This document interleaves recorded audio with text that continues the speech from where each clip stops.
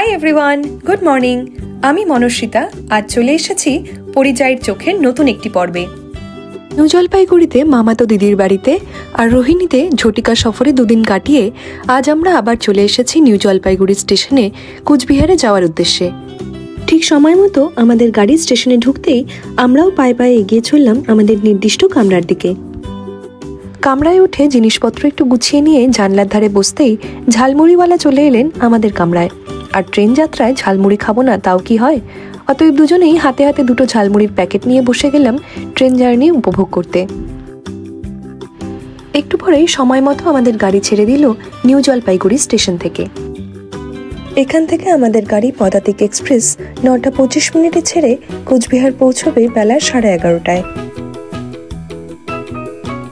আমাদের দুজনেরই পছন্দের সাইড লোয়ার বার্থে এবার হাত পা ছড়িয়ে বসে আমরা উপভোগ করতে লাগলাম বাইরের দৃশ্যাবলী। বর্মশাই যেভাবে জানলার দিকে ঘুরে বসে রেলিংয়ে নাক ঠেকিয়ে বাইরের দৃশ্য দেখছেন, তাতে মনে হচ্ছে যাত্রাটা তার বেশ পছন্দসই হয়েছে। এর আগে উত্তরবঙ্গ সফর বলতে দার্জিলিং, কার্শিয়াং, বক্সা ডুয়ার্স এইসব জায়গাগুলোই শুধুমাত্র ওর ঘোরা হয়েছে। আর নিজের কথা কী বা বলবো, যতবারই এই দৃশ্য দেখি না কেন কখনোই সেগুলো আমার কাছে পুরনো হয় না। আর কোচবিহার আমার কাছে ছোটবেলা থেকেই মনের খুব কাছের একটা জায়গা। দেখতে দেখতে ছোট বড় নদী নালা, সাজানো গোছানো চা বাগান আর দূরের সব পাহাড় ছাড়িয়ে আমরা এগিয়ে চলতে লাগলাম কোচবিহারের দিকে। গোটা যাত্রাপথটা এত সুন্দর, এক মুহূর্তের জন্য যেন একটুও বোর ফিল করতে দেয় না। আমরা দুজনেই পাশাপাশি বসে দু চোখ ভরে দেখতে লাগলাম এই অপূর্ব সুন্দর চা বাগানের দৃশ্য, আর নানা ছবি আর ভিডিও দিয়ে ভরিয়ে তুলতে লাগলাম ফোনের গ্যালারি।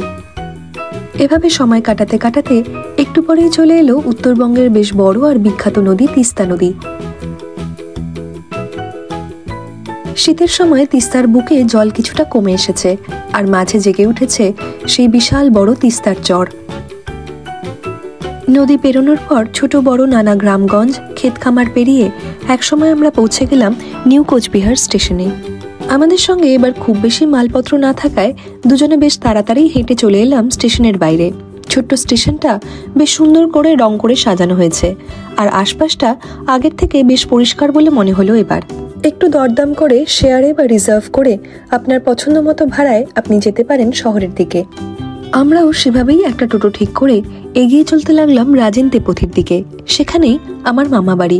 স্টেশন থেকে রাজেন তেপথি যেতে সময় লাগে প্রায় মিনিট 10-12, আর আমাদের ভাড়া নিল 80 টাকা।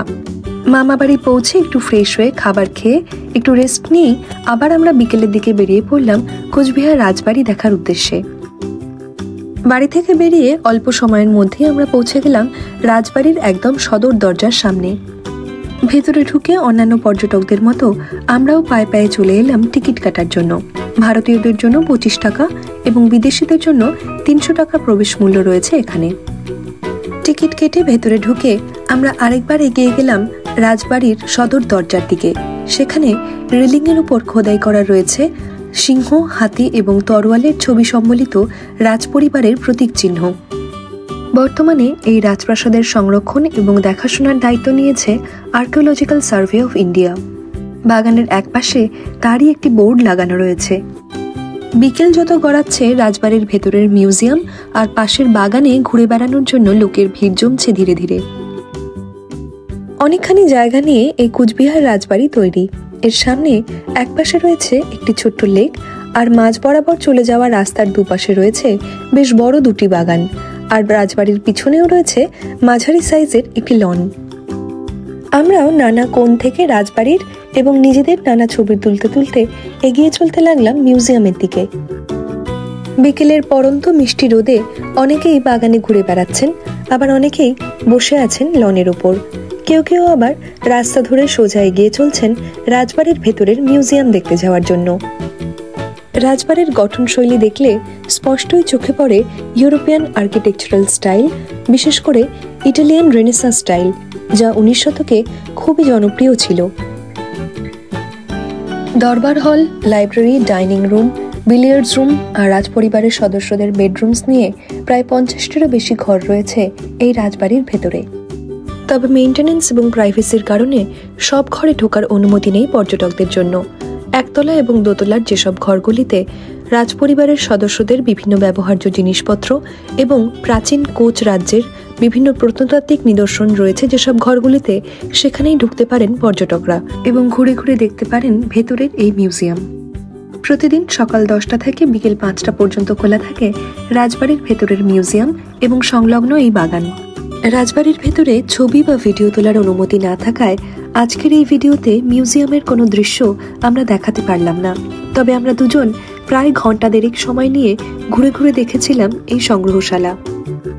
মিউজিয়ামের ভেতরে রাজপরিবারের সদস্যদের নানা ছবি, মূর্তি আর ব্যবহার্য নানা জিনিসপত্র ছাড়াও রয়েছে প্রাচীন কোচ রাজ্য এবং গোসানিমারি রাজপাট সংলগ্ন এলাকা থেকে উদ্ধার করা বিভিন্ন প্রাচীন হিন্দু দেবদেবীর মূর্তি। অপূর্ব সুন্দর সেসব মূর্তির গঠনশৈলীতে স্পষ্ট রয়েছে তিব্বতী বৌদ্ধ তন্ত্র এবং ধর্মের প্রভাব। দেখতে দেখতে কখন যে সময় কেটে যায় টেরই পাওয়া যায় না। রাজবাড়ির ভেতরের দৃশ্য আপনাদের দেখাতে না পারলেও এখন রাজবাড়ির বাগানে হাঁটতে হাঁটতে চলুন আপনাদের শোনাই কোচবিহারের রাজপরিবারের সংক্ষিপ্ত ইতিহাস। 1600 শতাব্দীতে মহারাজা বিশ্বসিংহ কামতাপুর রাজ্যে প্রতিষ্ঠা করেন কোচ রাজবংশ। পরবর্তী মহারাজা নরনারায়ণের সময়কালে কোচবিহার রাজ্য শিল্প, সাহিত্য এবং প্রশাসনিক দক্ষতায় আরও গর্বময় স্থান অধিকার করে। মহারাজা নরনারায়ণের রাজত্বকালের প্রায় 300 বছর পর কোচ রাজবংশে জন্মগ্রহণ করেন মহারাজা নৃপেন্দ্র নারায়ণ। তিনি ছিলেন কোচ রাজবংশের আধুনিকতম পুরুষ। তার রাজত্বকালেই কোচবিহার রাজ্য পাশ্চাত্য শিক্ষা এবং স্বাস্থ্য ব্যবস্থা এছাড়াও প্রশাসনিক দক্ষতায় যথেষ্ট উন্নতি লাভ করে। মহারাজা নৃপেন্দ্র নারায়ণের রাজত্বকালেই 1887 সালে গড়ে ওঠে এই কোচবিহার রাজবাড়ি।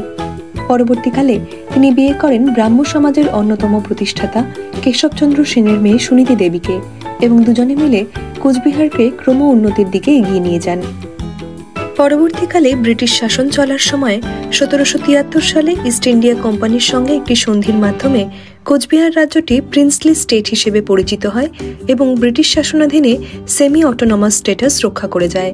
ভারত স্বাধীনতা লাভ করার পর এই রাজ্য ইন্ডিয়ান ইউনিয়নের সঙ্গে জুড়ে যায়। অবশেষে মহারাজা জগদ্দীপেন্দ্র নারায়ণের সময় 1950 সালের 1 জানুয়ারি কোচবিহার রাজ্যটি পশ্চিমবঙ্গের একটি জেলা হিসেবে যুক্ত হয়। সেখান থেকে বেরিয়ে হাঁটতে হাঁটতে এবার আমরা চলে এলাম কোচবিহার বার কাউন্সিলের বাগানে। সেখানে রয়েছে মহারাজা নৃপেন্দ্র নারায়ণের মর্মর মূর্তি, আর এর উল্টো দিকেই রয়েছে কোচবিহার শহরের বিখ্যাত সাগর দিঘি। বিকেলবেলা জোয়ান বুড়ো অনেকেই এখানে জমিয়েছেন আড্ডার আসর। 19 শতকে মহারাজা হরেন্দ্র নারায়ণের রাজত্বকালে জনকল্যাণের উদ্দেশ্যে খনন করা হয় সুবিশাল এই জলাশয়টি। পরবর্তীকালে এর চারদিকে গড়ে তোলা হয় বিভিন্ন প্রশাসনিক অফিস। বর্তমানে এটি শহরের এক অন্যতম সুপরিচিত স্থান ছাড়াও শীতকালে আসা বিভিন্ন পরিযায়ী পাখিদের বাসস্থান হিসেবে বিখ্যাত। সন্ধ্যা নেমে আসায় হাঁটতে হাঁটতে এবার আমরা পৌঁছে গেলাম কোচবিহারের বিখ্যাত মদনমোহন মন্দিরের কাছে। মন্দিরের কাছে এসে দেখি এর ঠিক উল্টো দিকের জলাশয়ে পর্যটকদের জন্য আয়োজন করা হয়েছে লাইট অ্যান্ড সাউন্ড শো এর। কিছু সময়ের জন্য আমরাও এই শোটি দেখার উদ্দেশ্যে সেখানে দাঁড়িয়ে গেলাম। এরপর রাস্তা পেরিয়ে আমরা ঢুকে পড়লাম মদনমোহন মন্দিরের ভেতর। সেখানে তখন মন কেমন করা সানাই বেজে চলেছে সন্ধ্যারতির আগে। 1885 সালে মহারাজা নৃপেন্দ্র নারায়ণের রাজত্বকালে রাজপরিবার এবং প্রজাদের নিত্য মদনমোহন আরাধনার উদ্দেশ্যে গড়ে তোলা হয় সুন্দর এই মন্দির। সেই সময় থেকেই রাজপরিবার এবং শহরবাসীর কাছে এই মন্দিরটি খুবই গুরুত্বপূর্ণ একটি ধর্মস্থান। জন্মাষ্টমী সহ বিভিন্ন হিন্দু ধর্মীয় উৎসব অনুষ্ঠান পালন করা হয়ে থাকে এখানে। মূল মন্দিরে অষ্টধাতুর মদনমোহন মূর্তি ছাড়াও এই মন্দিরের দুপাশে রয়েছে মা কালী এবং মা তারার দুটি মন্দির। কথিত আছে রাজপরিবারের সদস্যরা যে কোনো কঠিন সিদ্ধান্ত গ্রহণ বা গুরুত্বপূর্ণ কাজের আগে আশীর্বাদ প্রার্থনা করতেন মদনমোহনের কাছে। বর্তমান শহরবাসীদের কাছেও মদনমোহন একই রকম জাগ্রত দেবতা হিসেবে শ্রদ্ধেয়। সন্ধ্যারতি শুরু হতে অন্যান্য দর্শনার্থীদের মতো আমরাও পায়ে পায়ে এগিয়ে চললাম মন্দির প্রাঙ্গণের একদম সামনে। কাঁসর, ঘণ্টা, ঢাক, ঢোল এবং আরতির শব্দে মুখরিত হয়ে উঠেছে মন্দির প্রাঙ্গণ। ধীরে ধীরে ভিড় জমছে দর্শনার্থীদের। মন্দিরের বারান্দা থেকে ছবি বা ভিডিও তোলার অনুমতি না থাকায় একটু দূর থেকে ভিডিও করার অনুমতি নিলাম আমরা।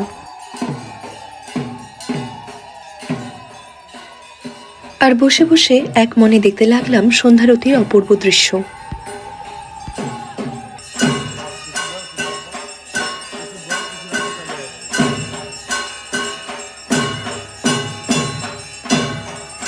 1994 সালের ফেব্রুয়ারি মাসে হঠাৎ চুরি হয়ে যায় অষ্টধাতুর তৈরি এই মদনমোহন মূর্তি। গোটা কোচবিহার শহর শোকগ্রস্ত হয়ে পড়ে। এর দীর্ঘ 11 বছর পর দক্ষিণ 24 পরগনার মথুরাপুর থেকে সিআইডি উদ্ধার করে মদনমোহনের মূর্তি। হৃত গৌরব ফিরে পায় কোচবিহার শহর। মদনমোহন মন্দির থেকে বেরিয়ে আসার আগে আরেকবার দু চোখ ভরে দেখে নিলাম গোটা মন্দির চত্বর। পরদিন বিকেল 5:30টায় হাওড়ার উদ্দেশ্যে আমাদের ট্রেন সরাইঘাট এক্সপ্রেস ধরার জন্য আমরা পৌঁছে গেলাম নিউ কোচবিহার স্টেশনে। ট্রেন আসতে তখনও বেশ খানিকটা সময় বাকি থাকায় বাইরে দাঁড়িয়ে আমরা অপেক্ষা করতে লাগলাম আর বেশ কিছু স্ন্যাক্স কিনে নিলাম স্টেশনের বাইরে থেকে। রাতের খাবার নিয়ে চিন্তার কিছু ছিল না, কারণ মামা বাড়ি থেকে অলরেডি সেটা আমরা প্যাক করে এনেছিলাম। অবশেষে ট্রেনের অ্যানাউন্সমেন্ট হওয়ার পর নির্দিষ্ট প্ল্যাটফর্মে গিয়ে আমরা এগিয়ে গেলাম আমাদের কোচ যেদিকে পড়বে সেই দিকে। এবারও আমাদের কোচটা পড়েছে প্ল্যাটফর্ম ছাড়িয়ে বেশ খানিকটা এগিয়ে ফাঁকা জায়গায়। অগত্যা ঠান্ডার মধ্যে সেখানে গিয়ে অপেক্ষা করতে হলো আমাদের। আর একটু পরেই অন্ধকারের মধ্যে দূর থেকে আমরা দেখতে পেলাম ট্রেনের হেডলাইট। দেখতে দেখতে ট্রেন চলে এলো প্ল্যাটফর্মে আর আমরাও চড়ে বসলাম নির্দিষ্ট কামরায়। আর ততক্ষণে পুরোপুরি অন্ধকার নেমে যাওয়ায় বাইরেও আর কিছু সেরকম দেখার ছিল না। কাজে খাওয়া দাওয়া সেরে একটু পরেই আমরা উঠে বসলাম নিজের সিটে। আর এবারের মতো এভাবেই শেষ হলো আমাদের উত্তরবঙ্গ সফর। পরদিন একদম সকাল সকাল আমরা পৌঁছে গেলাম হাওড়া স্টেশনে। আর স্টেশন থেকে বেরিয়ে সেই চেনা ভিড় কাটিয়ে গাড়ি করে আমরা এগিয়ে চললাম হাওড়া ব্রিজ দিয়ে। আজকের এই পর্ব কেমন লাগলো আমাদের জানান কমেন্ট করে। পরিযায়ীর চোখের কন্টেন্ট ভালো লাগলে চ্যানেলটি অবশ্যই লাইক, শেয়ার আর সাবস্ক্রাইব করবেন। সবাই খুব ভালো থাকবেন, সুস্থ থাকবেন। খুব তাড়াতাড়ি দেখা হবে পরের পর্বে। Until then, tata.